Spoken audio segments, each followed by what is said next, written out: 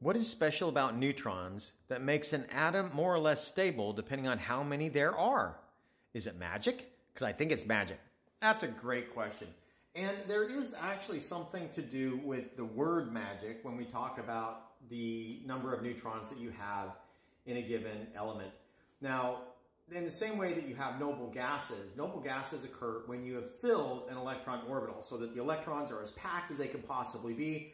And one more electron will require that it's much further out because it's a new orbital. We have magic numbers in the nucleus where we've got filled orbitals of protons and neutrons, and putting another proton or neutron in there is going to have to go into a whole new orbital and make it substantially bigger. And so those nuclei that have those magic numbers of protons and neutrons are the ones that are most compact. Now, what's unique is that protons and neutrons are distinguishable. And so by the laws of quantum mechanics, they can, for all intents and purposes, be in the exact same orbital. A proton can basically be in the same orbital as a neutron because there's a difference in charge and a slight difference in mass.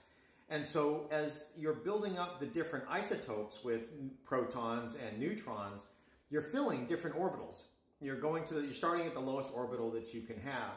And the way that those are attracted to each other is called the strong nuclear force.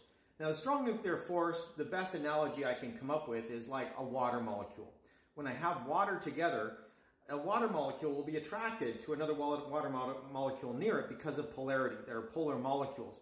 But a water molecule won't necessarily be very attracted to two molecules over. It's really only interacting strongly with its nearest neighbors. And that's basically what the strong nuclear force does. It's not the same as polar, but it gives the same effect so that for large nuclei, you actually get like a water droplet effect. And what that means is that the lowest energy modes that you can excite by dumping energy into it are vibrational. And they're the same vibrational modes that you get for a water droplet. And that's because this attraction, this nearest neighbor attraction inside the nucleus, it's analogous to water. And so there's actually a water droplet model that we use for the nucleus when we describe the interaction mechanisms that you see.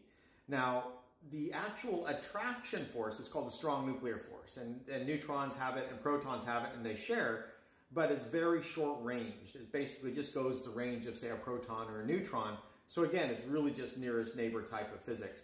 And when I have these orbitals filled, if I dump more energy into it, I can excite a nucleon, a neutron, or a proton to a higher energy level. And when it falls back down, it gives off a gamma ray. That's how we define a gamma ray. It comes from energy transitions in the nucleus. And so a stable isotope is one where the right mix of neutrons and protons are there. If you don't have the right mix, if you got too many neutrons or too many protons or vice versa, then it's going to decay by either giving off particles or energy in the form of, say, gamma photons and or beta or alpha or even positrons possibly. There are other decay modes that are there, but that's basically the idea, is that exciting the nucleus to higher energy levels so it gives off a gamma, that's comparable to fluorescence in an atom, where I excite an electron to a higher energy level and give one off. That gives off a photon of light. If it's a deep shell electron, then that would be an X-ray. If it's a transition in the nucleus, then it's a gamma ray. And so I hope that answered the question. It's not magic, it's just attraction forces as are found in nature. And thanks for the question. Thanks for watching the video. Have a good day. Bye.